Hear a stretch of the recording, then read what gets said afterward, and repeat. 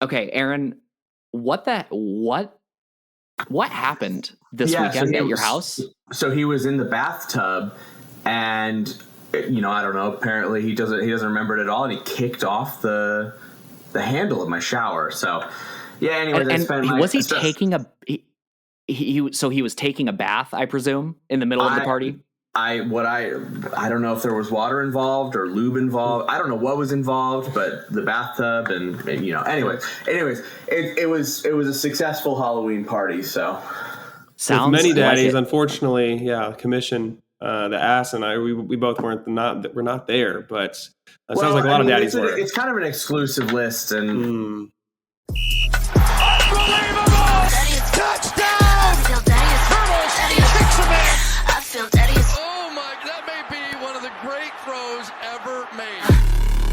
Chill.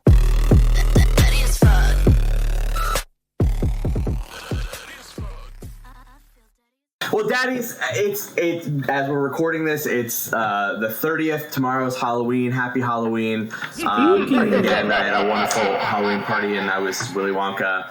But we're excited, Daddies, for Week 9 of NFL football season, and with Week 9, some folks are looking a little scarier than others, and some folks are a little scared this week. So we're not going to talk about our dreams. We're instead going to talk a little bit about our nightmares. So switching it up a little bit for the Halloween season. Talk a little bit about the things we're really afraid of. And I'll be honest, as a Colts fan, this week has been a bit of a nightmare. With Anthony Richardson being benched for Joe Flacco. God love him.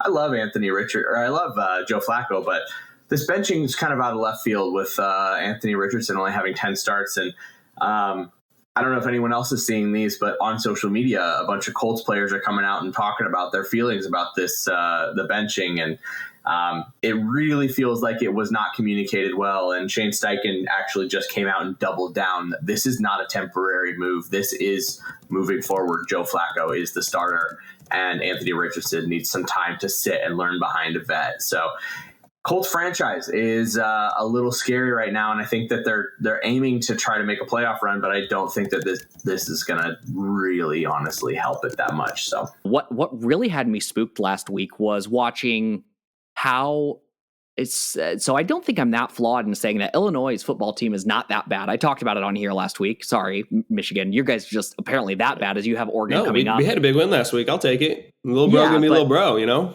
But man, it's pretty scary how good Oregon actually truly is and how much they just beat up on Illinois. Like it was just it looked like a Anderson University Ravens game out there. That was pretty rough, pretty scary, pretty hard to watch. And I did watch it to the end. But whew, man. Another super scary thing and is my roster is now one huge asset. I'm down 2. I apparently have the IR bug for wide receivers. So Stefan is now. So I lost Shaheed, and now I lost Diggs, and that hurts. So I went ahead and picked up Adam Thielen because might as well keep getting guys on the IR. But that's scary. I'm a little scared. I'm scared for all my wide receivers' ACLs. I'm glad that you're not trading for someone else. Aaron, you're also on mute. But I'm glad that you're not trading for someone else, because it does seem like every wide receiver you trade for does get hurt. So, if you're trying to offload any receivers, guys, daddies, just trade them to Blake, because they'll get hurt and you'll get a better asset out of it. Yeah. I was just about to say I got a couple bench wide receivers whose stocks are going up right now, so we could get in the lab here. We might. Do we have a trade deadline, Commish? I think there's one set for November 14th, I believe. Okay. But I could overrule that if I need to. Aaron, we might need to get in the lab. We might need to get cooking, because I've got some space elsewhere. We'll leave that for off camera. But Seb, you look a little spooked right now. Yeah, I did have some apple cider the other day, and I went to bed, and I heard that messes with your dreams. So a little spooky there. I don't have a ton. I do think that injury rates are overall higher, which we've kind of talked about all year in the NFL. Injury rates are up. I think there's projected for another high this year. Maybe not necessarily a nightmare, but I always appreciate when NFL players are dressing up for Halloween. I think Myles Garrett always has one of the top tier costumes every year. I don't know if you saw that this last week, but I think as a nightmare, I think if I woke up or had a nightmare of Myles Garrett in that Terminator costume, I don't think I'd want to wake up, as in the fact I think I would just rather die in that moment. He's a scary human being, not just because he's black, but because he dresses up as a Terminator and is a large human being, and not something I want to mess with often. So that would be my nightmare, unfortunately. Now we know why you won't move back to the city. You're just staying in Bluffton, Indiana. There's a reason. Because there's more Terminators in the city. It's a good thing we're a league of all white guys, right? Just 14 white guys. Just 14 white guys hanging out. Man, what an all-time. That's a classic podcast clip. But I think that those are all valid reasons to be scared. Oh, the other spooky thing, I may clip it in here while watching the Bears game, as you guys may, as I sent. But yeah, saw a bear while watching the Bears game. We've never had a bear in our yard because we're very close to the interstate. We assumed that they weren't here, but apparently this one, ever since the hurricane, wherever he was must have gotten ravished, and he has been displaced and is now our neighborhood bear. And every day at 5 o'clock he's come. So right now it's 4:44. So who knows? There may be a bear spotting on the podcast today. We'll see. You had more than just a bear, though, right? Didn't you have like some deer or some doe? Yeah, the deer and the stray kitten. That's normal. The deer are there all the time. But yeah, we found him. He put his entire snoot down in the bird feeder and was getting out all the good bird seed. And all I want to say is that it's Wednesday at almost the end of day. And Brandon, I'm with you. Fire them all. I don't care. Someone needs to lose their job. I don't care who it is, but nothing has happened yet. And until then, we wait. But we don't have to wait for the next week of fantasy football. It's coming regardless, and it's coming fast. And can you guys believe we're over halfway through our season? Yeah, speaking of coming fast, Blake, I'd love to talk first about my matchup with the G Train Rats. Notoriously quick comer over here. So, yeah, I mean, boys, I don't want to talk about my own matchup, but I'm coming off a 147-point week last week. So how's the league feeling about the red wave that's been approaching in the last 2 weeks? But your team is maybe in a swing state. I think you might be on the up and up. Biggest outlier, the biggest place of concern would probably be just CJ Stroud with losing Diggs. His targets are, we talked about at the beginning of the season and on draft day a lot, like how just stacked they were at wide receiver. And that has since dwindled down to now they're into their third, fourth, and deeper strings, right? Like Tank Dell the only big name receiver on that team right now? Nico's not back yet, though. After week 10 is what's supposedly happening. But yeah, I mean, for the time being, it's Tank Dell and I think Dalton Schultz pretty much. So yeah. So that is a little potential reason for concern. But what's not concerning, as long as Kamara stays healthy and Dak can continue to feed CeeDee Lamb, because CeeDee's still putting up points regardless of Dallas's outcome. I think this week is going to set up really nicely for you against a really emotionally torn down Baker Mayfield, and what still continues to be just a one hurt with Mike Evans being out and Nico being out. Glenn's got a banged up team, and I got to give this one's you all the way. I guess I'm going red on this one. Yeah, to kind of cut it short, I agree. I think, Aaron, there's a lot of things going well for your team. I think Pitt's hitting his stride. Being what everyone expected him to be as a rookie. Now that he's on your team, I guess he just needed to join the right side in order for it to happen, which is it's okay. I'm okay with that happening. I really think for the Rats, I think you're catching them at a good time. I do think when they get healthy, they're going to be a force to reckon with. I view it maybe as when, a tractor is going through the field and, all the rats are being driven out. This is kind of what's happening right now, but those rats are going to come back. Unfortunately, they're just not going to come back to attack you. They're going to come back to attack someone else. So I'm going you right now, but rats, I think you're picking up some wins here in the next couple of weeks. So then moving on to our next matchup, we've got the Jacksonville Jacks versus Team Keegs. We got 4-4 versus 5-3. Honestly, with the way that this league is playing out, with about half the league being 3-5, these are two, fringe daddies for top of their divisions. So we've got Jax, who has had a little bit of a struggle when it comes to his wide receivers, with Debo being questionable, Malik Neighbors being hurt, and Tyreek obviously being challenged by his quarterback situation. So, the wide receiver room that we thought we were going to have at the beginning of the year has slowly been a little bit defeated, but been carried really by the Tyrone Tracy pickup and the James Conner consistent success. And so, Jax, and again, also picking up Cade Otton after a 2-touchdown week last week. Hopefully Cade can help the Jax out. But I'm going to point over to Team Keeks' team. We know how Josh Allen can play, and Brees has been a little bit more consistent in the last couple of weeks. But the big guy that I kind of want to call out that I didn't expect to play as well as he did, but Josh Jacobs is coming off a couple touchdowns, 3 touchdowns over the last 2 weeks, averaging about 20 points each week. And Keeks is kind of having a bit of a revival. Ladd McConkey last week had 2 touchdowns. Josh Jacobs had 2 touchdowns, and Keeks is rolling off of a win over the Cox. So I'm really excited to see what the Keeks can keep doing after his win, and I'm going with the Keeks to beat the Jacks this week, and Keeks is going to stay on top, moving to 6 wins. Yeah, I'm gonna go the opposite of you, or no, I'm gonna stick with you. Sorry, I'm gonna stick with you, and I'm going with Team Keeks on this. I think that I think the Cade Otton they were kind of semi-garbage touchdown. I mean, good touchdowns nonetheless. It's still a target, but and a sign that Baker is looking there.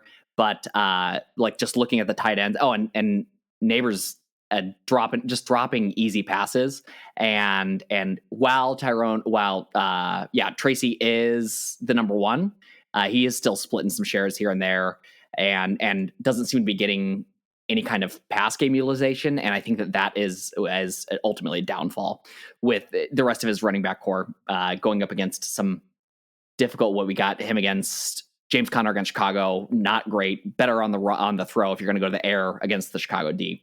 So I'm going Team Keeks on this one. Yeah, I don't know. This is arguably the match of the week if it's not what's coming up. But these are 2 teams that are really hitting their stride right now. Keeks just came off a huge week. Jax, not so much, but I think they got players that are kind of hitting stride. Neighbors back from injury. Hill back with Tua. Tracy taking over the backfield. Playing against a not great, or supposed to be not great Washington defense if you didn't watch the game last week. And Cade Otton being the main guy for Baker right now. I expect lots of points in this matchup this week, and I really expect the winner of this matchup to go on to do well the rest of the season. I'm going to go with Jax this week just because I think their matchups is matching up a little bit better. I think Otton's going to continue to have a good game. I think Adams gets a little more involved in that passing offense and a little bit of a high-scoring affair, and I think Love needs to score a lot of points for them against Detroit. So, yeah, we're going to go with the Jacks. So, Kamish, you have been dethroned. You are no longer have the longest the undefeated streak, and we have a new bar that has been set at 7-0 because Sir Coxlot, the mighty have fallen. He has been humbled a wee bit, and not to rub it in, because you had a great run. That was in season 1, a great way to start out this league for you. But since you took the fall, do you want to walk us through? We got Sir Coxlot versus the struggling, so coming off his first loss, but the struggling comeback story. The comeback is really needed, right? Right, yeah. I mean, the comeback is on a 4-game losing streak, and like you said, Coxlot is off their first loss. And so the real question is which one of these teams knows tub thumping and is going to get back down or get knocked down, but get up again, because we know that the comeback story has not done that super well. They've just been taking beating after beating every week, and they've had some good performances, but they do have Tank Dell, who will be the wide receiver 1 this week against a tough New York Jets defense. I don't know if it's the best thing that actually he's number 1. It probably does more disservice for him than anything. Jalen Hurts has looked incredible the last couple of weeks. I think the Eagles are using him really effectively by just making him get his butt touched, getting pushed in. Those rushing touchdowns obviously count for a little bit more. And we're seeing that more just across the league as a whole, especially in fantasy, that rushing quarterbacks are worth a little bit more, which is what Patrick Mahomes has not been. If anything, for Sir Cox, a lot, Patrick Mahomes has been the sore thumb for their offense. Thankfully, Tampa Bay's defense has been getting roasted. They just got roasted by the Falcons, and twice this year Kirk Cousins has just gone absolutely nuts on them. Patrick Mahomes, I think, is in a position to kind of have his breakout game of this year. If that can happen, actually I don't even think that needs to be it. You got Barkley and Henry. Again, good defenses for Denver. I don't know if Saquon's going to have to do a whole lot. I really like Sir Cox a lot here. Again, I really think if just those 2 running backs alone, plus you put Cup back into the mix, that alone could get you 70 points, and comeback may struggle to even get there this week. So yeah, we're going Sir Cox a lot. Yeah, I like all the things you said, and this is a tale of two different stories. Cox having over 1,000 points for already, and the comeback story leading the league with points against at 908. So it's not really a recipe for success for Thomas in that vein. It's going to be really interesting to see who can kind of overcome this loss. But I will also mention, Kirby hasn't scored under 100 at all any week this year. He's been consistently above 100. So it's going to take a performance from the Comeback Stories team to actually beat Kirby, even on a normal week for Kirby. If Kirby somehow has an off week, which really doesn't seem to be happening, like I think last week was his off week and he had 113 points. I think it's going to take a lot out of the Comeback Story, but that is the name. That's exactly what he's looking for, is that comeback. And I really think that based on Kirby's team and comebacks getting hitting a little bit of maybe some guys coming back with Tank Dell stocks going up, AJ Brown coming back and being utilized. I hate that ETN's in his lineup, but I'm thinking that we might see a comeback story. 4 losses in a row.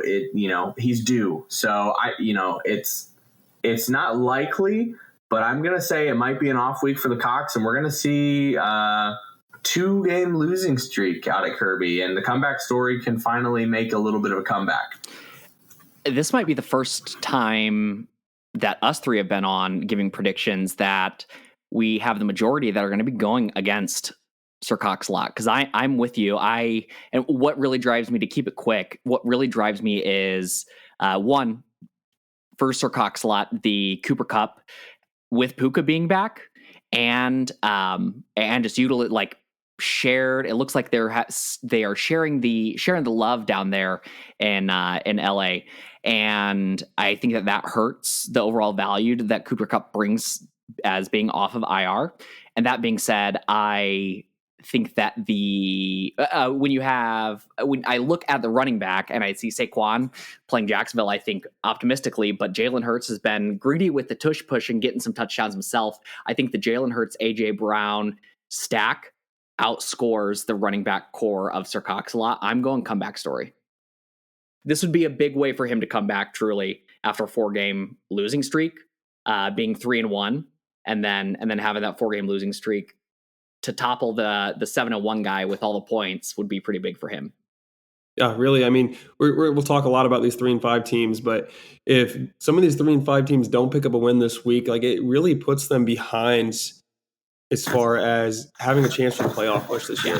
And speaking of a real comeback story, and speaking of a playoff push, and a PP, and I think a name change warranted, right?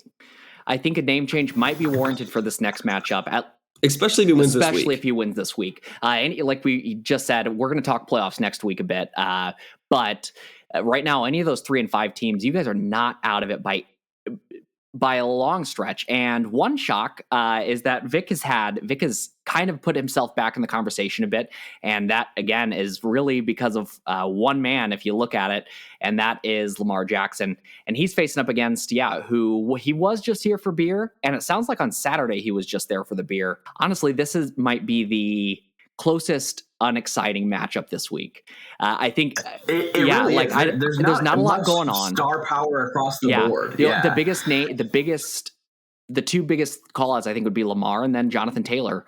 And I think that with maybe some of the drama going on in Indy, Jonathan Taylor might benefit from just continued run utilization. But anyway, sorry. All that being said, I am going to go with just here for beer because it sounds like he had a couple beers the other night, and I think that he's going to have a couple to celebrate. Yeah, I mean, I'm going to call out on Vic's side. I'd really like to see Vic pick up a different defense. I know the Denver defense has been really great this year, but against the Baltimore offense, I don't know that this is really the best play this week, and we'll see. I mean, we'll see how that plays out. It's a very strong offense versus a very strong defense, but like you mentioned, there's not a whole lot of star power. Like any of his running backs and any of his receivers are barely cracking the top 20 of their position rankings. And so I think that there's more opportunity with kind of the way that Javonte Williams and Ramondre have been playing over the last couple of weeks of a little bit more explosiveness on Taylor's team. And again, given the Jonathan Taylor situation, I think I also like just here for the beer to take this win this week. Yeah, I feel like both, just like you guys, I'm kind of in between too. I think the important note, if you were to watch the Minnesota-Indianapolis game and the Denver-Baltimore game, you're pretty much watching this matchup as they have 8 players combined between the two teams that are playing in those two matchups. So that's really going to tell you that I feel like the winners arguably could be what decides this game. Lamar is really in a test against a great D. And even if they struggle a little bit, Zay Flowers will be matched up with arguably the best corner of the league, who's coming back again after injury this week. And so I think that matchup may struggle. It'll be interesting to see the new atmosphere in Baltimore with the addition of Deontay Johnson. For the Bears side of things, Njoku's looked really good. Now that he doesn't have, former Deshaun Watson at quarterback, I really think he's maybe the X factor, him and maybe Jonathan Taylor, even though Minnesota has a good defense. And I'm also going with the beer. So we got 3. We might have PP beer, PP beers. He's just here for PP beer, and I don't know about you guys. A PP beer kind of makes me chub up a bit. And we've got Chubbs, just straight Chubbs versus the Bald Bison. I think this is one of my favorite name changes. I don't know why it resonates so much, Chubbs? But I love Chubbs. It's simple. It's the simplicity of it. And simplicity nice. is something that Chris has not faced this year. As he has struggled. He has struggled. One of you guys, somebody walk us through this matchup?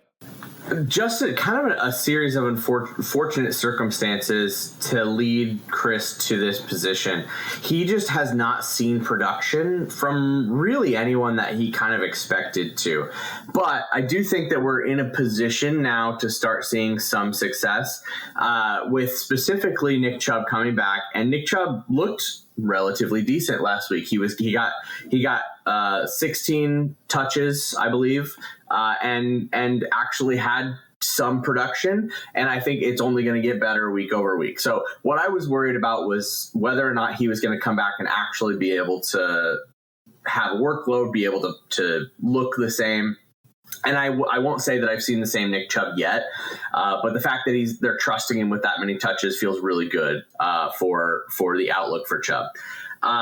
And then also the Marvin Harrison and Kyler Murray stack has not quite yet been as productive as we expected. Kyler Murray has been phenomenal all year. But Marvin Harrison now, last week had 20 points after, a couple of duds.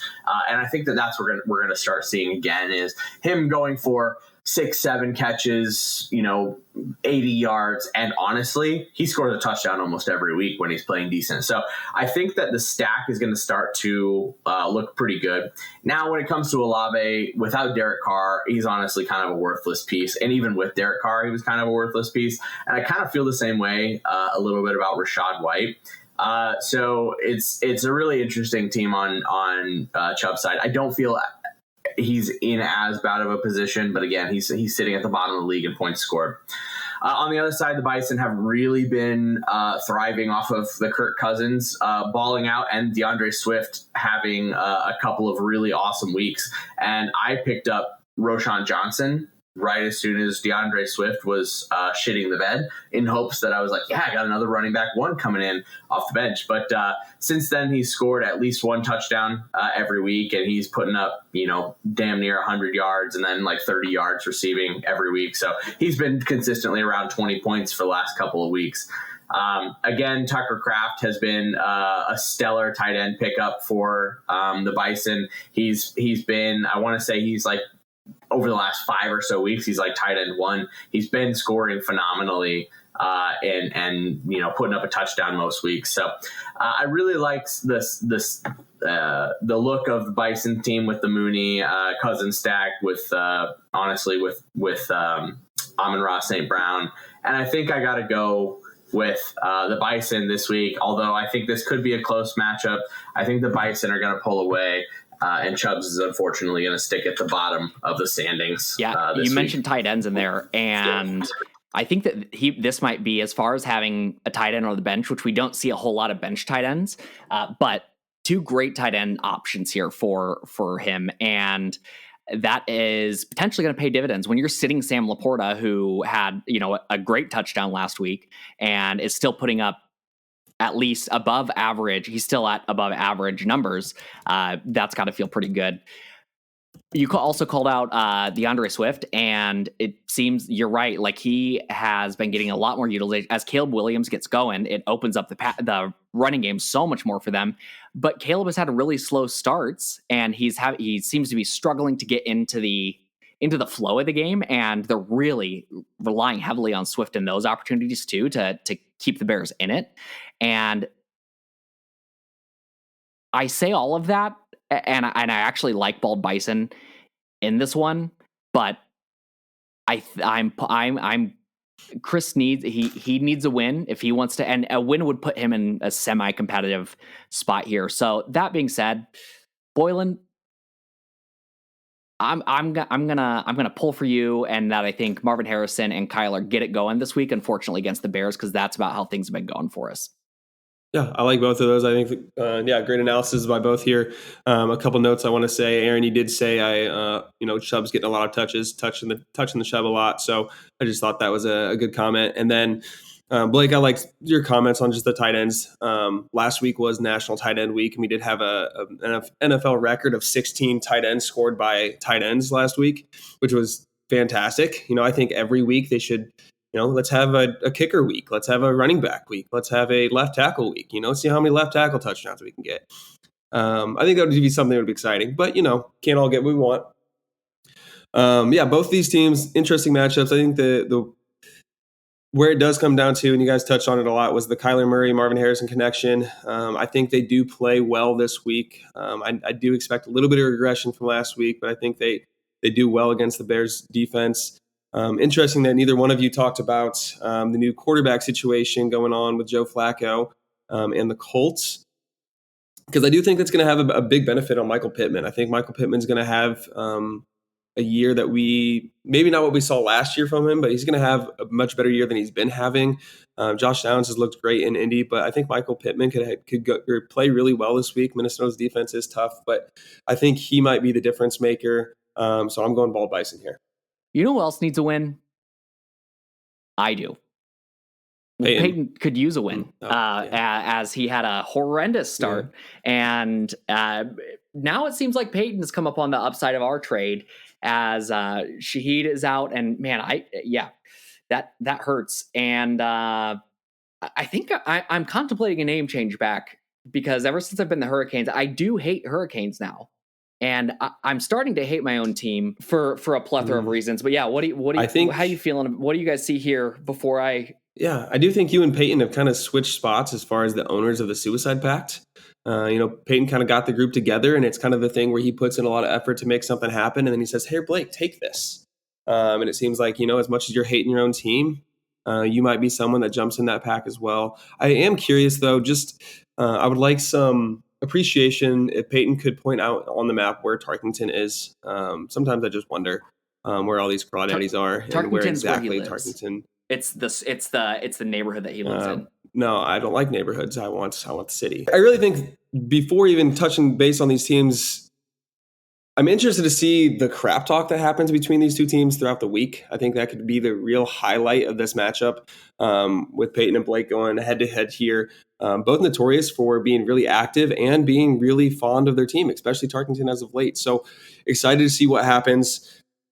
Especially as they both start their homer quarterback.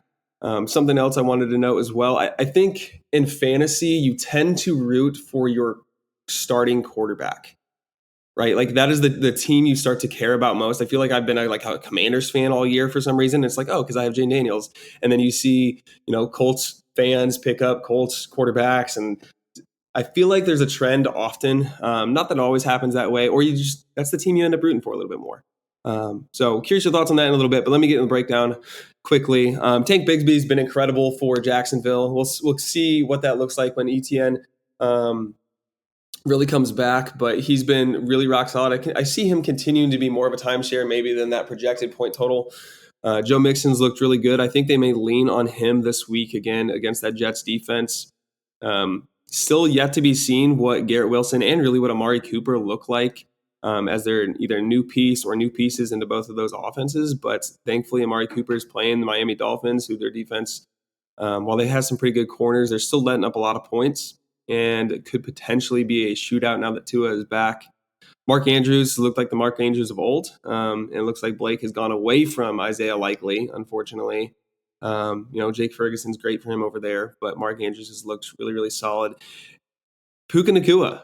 Golly, I know you mentioned him earlier, but wow, who would have expected? I think they expected him on a snap count last week, and I think really he was on a snap count, but still looked absolutely incredible. So this week I expect him to be back fully.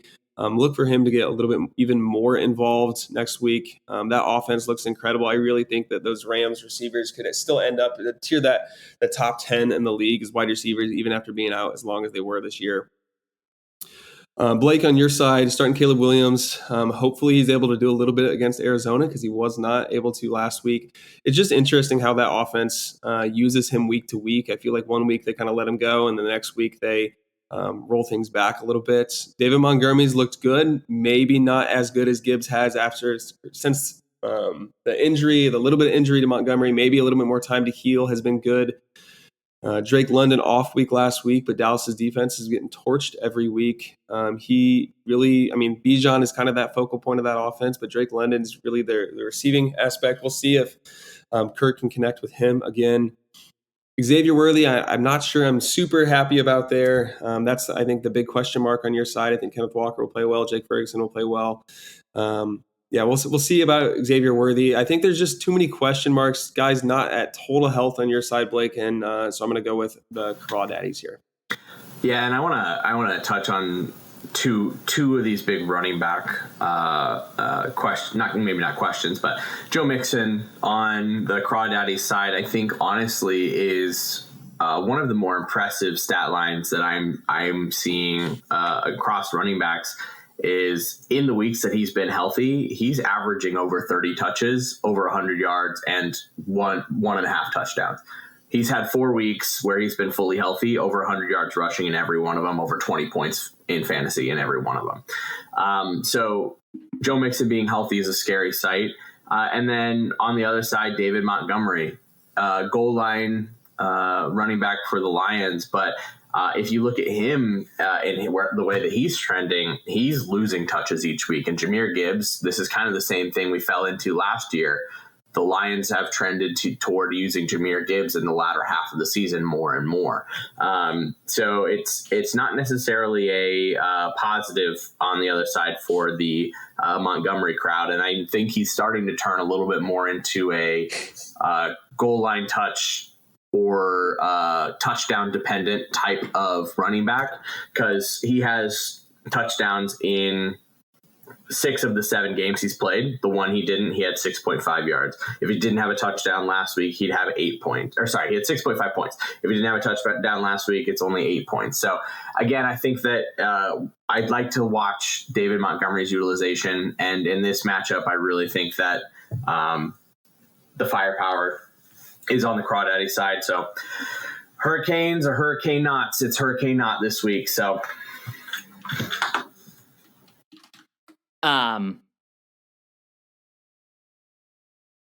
sorry. So yeah, I think I called this out in the last full podcast that we had with us three, that, I went on that 4-game winning streak, which was great. And that's about where I expected to be. I actually felt better about it after the trade with Taylor before some of the injuries. But I talked about the waning capacity of my team and how I had some fears in the middle to latter half of the season. I knew I was in a hot spot, and that is unfortunately coming to reality. But I'm not going to back down from that. I think that you're spot on. Demont has kind of always been in that weird position, or been a touchdown dependent when he's become handcuffed with Jahmyr Gibbs. But you call out Joe Mixon, but I also want to say Kenny Walker is top tier as well as far as points between even with a struggling Seattle team across the board. I feel that was almost a trade for trade with Peyton and I.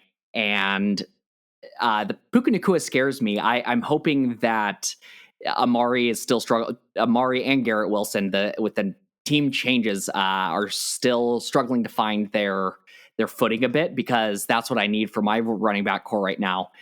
So I'm going with myself on this one, and I feel okay. I am less optimistic, and I say it with I say it with less confidence in my team. But I do want to say, if Thielen comes back online and is looking, am I potentially going to be starting to Carolina? And that's not a home team pick, because yes, I live down here, but Carolina sucks, and we know that.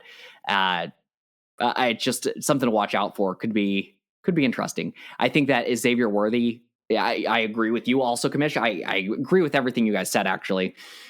Xavier Worthy's not my most favorite spot there for my second wide receiver position, but as far as options available, it's kind of where I think I'm going to lean, but needs a touchdown to have the point utilization. So I'm going with myself, but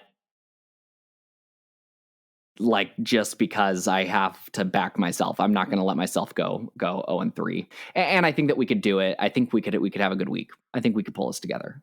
Good call it on the hometown QBs. I think you're right. Real quick, Seb, on you kind of watch your QB, right? Because maybe most utilization, they're touching the ball every time offensively, as opposed to running backs or wide receivers, and obviously defense, someone who could potentially make a play. And I think, I don't know, Aaron, if you do the same, but whoever my QB is, that's probably the game I'm most keyed into as far as fantasy is concerned. So might as well be my Chicago hometown guys. And I think that Caleb Williams is going to just continue to get better. I think I'd actually feel better about having Caleb Williams come next year, because I do think that he is going to continue to struggle to really find his footing. He's still getting used to the NFL. I think he's going to be I think we might have our QB in Chicago. Yeah, I mean, I will say this year I've been trying to pay attention to Houston and CJ Stroud, but I'll be honest, my quarterback situation has been quite mid all year. And CJ Stroud has not lived up to his rookie year potential this year, and I'm praying for a breakout, but I'm really tired of getting 14 points every single week in my quarterback slot. outside of Lamar, we're not seeing huge numbers come out of QBs this year comparatively to previous years. Josh Allen has a little bit, and just going back real fast, Joe Mixon, Kenny Walker, they keep swapping back and forth in the 5 and 6 spot week over week over positioning. So almost a dead even trade, Peyton, on that one. Just a matter of who can stay healthy. Let's get a harmony going. Matchup of the week. And if you didn't have something spooky happening on Halloween, you just did. We got the matchup of the week going on right here. We got the Chicago Dogs coming off a hot win against the Hurricanes. He doubled my score. That's part because he was hot last week, and I was cold against whatever the fuck is happening with your team. But you had a good. I put up the highest points I did all week. I'm happy for that. Maybe that is a sign to change. And I don't want to talk about QBs. I don't want to talk about Jaden Daniels. So I'll let somebody else start us out. Yeah, I mean, again, a lot of question marks with what Joe Flacco looks like against a tough Minnesota defense. I don't think he could be any worse than what Anthony Richardson is. And while Joe Flacco's obviously been in the league for a long time, I think anytime a quarterback or any like skilled position is making their first start, there's not a lot of film on them. And I think that makes a lot of questions. And so while it's not Joe Flacco's technically first start, it's his first start with the Colts this year. And excited to kind of see, or maybe not first start with the Colts this year, but there's not as much film on. And so I think he's got potential to play well this week. But I just don't think it's going to be as well as Jaden Daniels. He's still nursing back from his injury a little bit, but still looked really good last week. A lot of good runs, a lot of designed runs. I think that offense, I can't remember the offensive coordinator's name there, but I think he's just designed that offense around Jaden Daniels really, really well. And that's how young teams are successful. And I look for that to continue this week with Jaden against the Giants. The Giants' defense has been kind of hit or miss. But Jaden's connection with his receivers, with Zach Ertz, which we'll get to a little bit later too, I just think he's looked really, really strong. He's not taking huge hits. Like, yes, he's taking hits, but they haven't looked, outside of the one he got hurt on, haven't looked super aggressive. So I think he stays healthy, continues to get healthy. I think he plays really well this week.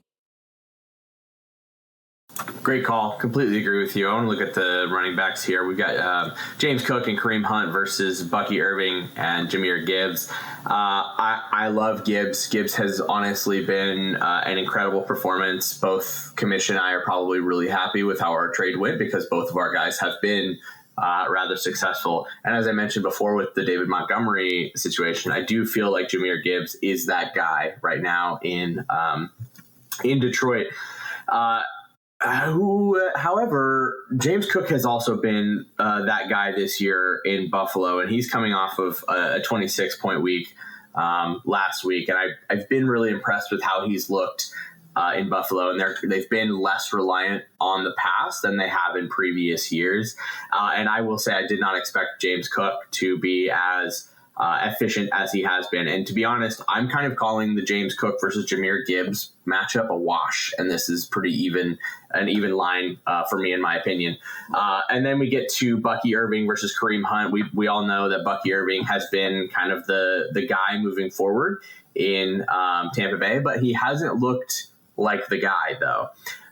What I will say, though, is since Kareem Hunt has come online, he's been getting 20 touches a week, if not more, in Kansas City. And he's been really efficient on the goal line. So I actually am leaning a little bit towards Kareem Hunt over Bucky Irving. And this is very, very slight, but I am going to give this matchup to the Chicago Dogs in just, I'm leaning an inch that way versus Jahmyr Gibbs and Bucky Irving. Ever since Watson's been out, Cedric Tillman has they've been able to connect, and 24 points last week in fantasy, just absolutely incredible numbers. And I'd have my concerns for you, Commish. Right now, based on the last couple of weeks, you have a fantastic wide receiver core in a year that has kind of flipped from running backs being the struggle to wide receivers being the struggle. But I think that he might start to get a little bit more target. He's going to get some defensive attention now, and I think that Cleveland's they're gonna have to look elsewhere. A big win for them and a big week for him. And Justin Jefferson, is there much to say? I mean, he fantastic, but that's going up against another great wide receiver. This is kind of the highlight of, I think, these rosters. Jamar Chase against a weak Las Vegas D, and but DJ Moore is right now feels a little bit or maybe not touchdown reliant, but big play reliant. He's not getting the screen passes that like Keenan Allen or Cole Kmet have been getting. So the half PPR piece of this is not there for DJ Moore, but if he can get one or two big plays or a touchdown, I mean, he is still making some incredible, really impressive catches, and him and Caleb are starting to build that relationship. So I'm going to give this one to the Dogs, and again, only slightly, and that's just because I think that that Tillman gets a little bit more shut down, and I think Jamar has a big week to offset your Justin Jefferson. So tight ends, tight ends might be a tight matchup. Whatever. What do you think? Yeah, tight ends. Brock Bowers looked like a top-tier tight end. He looks like he belongs in this league clearly, and he's the focal point of that offense. Zach Ertz has played well. He's just not the threat that he used to be. He's reliable, consistent, but just not a big threat. I think Bowers takes the win there. A-Chain's looked really good, especially in the receiving game since Tua's been back. Gabe Davis, I think, will be in line for a little bit more targets with Thomas out against Philadelphia defense, which hasn't looked incredible. But I think A-Chain takes that one too. You get Texans defense versus the Jets. Jets offense is who knows what. And Evan McPherson's been consistent per se. Ravens defense has not looked good, but they're playing they're playing Denver. Bo Nix has looked good as of late, but maybe they can slow him down a little bit. Brandon McManus, he's ranked as the 35th kicker, but he came in late for Green Bay. Green Bay is going to continue to put up points. I think he takes that one there. You know what? ESPN has me down 7.5 points. I think both of you, and we'll see what happens, but I think both of you might end up taking the Dogs here. I've been a dog this whole season. I may not put up a whole lot of points this entire season, but you know what? I have done a lot. I've won a lot of games because you play to win the game, you play to win the matchup, and I'm going to take another win this week.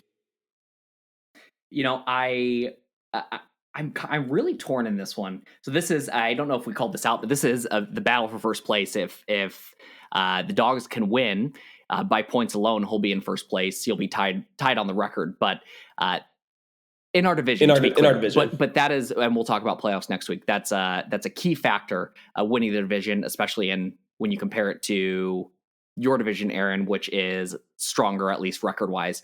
But when I look at this matchup, I keep going back and forth this is a good pickup for matchup of the week. It really is. I think if it wasn't for Jaden Daniels still struggling and really not looking that great against the Bears, I would give this one to you. I think it would be a hands down one to you, but I think that mixed with that and him just kind of underthrowing the ball, I don't know if that improves coming into this week. So for that reason alone, not alone, mixed in with everything else, I think that I'm going to have to go Dogs here. And man, I was this close, Seb. I was that close to pulling for you, to pulling your team, but it's also the fact that I need you. As competing for trying to get into first place in our division, I also need the Dogs to pick up a win. So I'm going to go Dogs on this one. Yeah, and you can't root for No, I don't. Honestly, you've said it I'm probably going to bleep out every time you said it in this entire podcast. So, Aaron? Yeah, and I feel pretty similarly. The Dogs have, alternative to what Seb's got going on. The Dogs have been scoring pretty effectively this year. And these are the two teams with the least points scored against them. So a little bit of benefit of the schedules for both these teams to be at the top of their divisions, but that's what you need to win in fantasy. And I think the Dogs, having a little bit more firepower, and I really put this on the flex position with Achane. I think Achane versus Gabe Davis is going to be a big mismatch here.